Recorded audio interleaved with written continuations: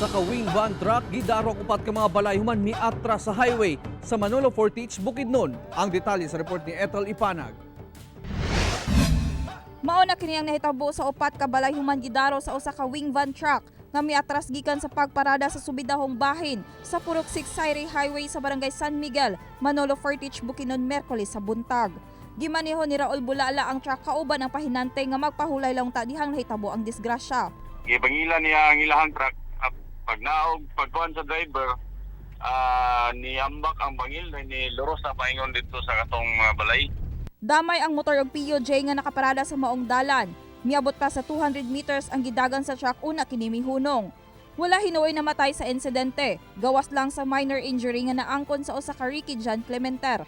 Moto sila ang permiro nga balay. Naaga niya ang iyang asawa to ang iyang living partner o katong ilahang isa ka anak. Kalon sa gini wala lang gid sinapil kay murag nakuha lang yun. Naras kilid ang naigo sa ilahang balay.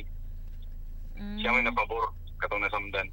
Hinoon nagkasinabot ng isig kabahin, mahitungod sa nadanyos sa mga balay. Ako, sa Ethel Ipanag para sa One Mindanao.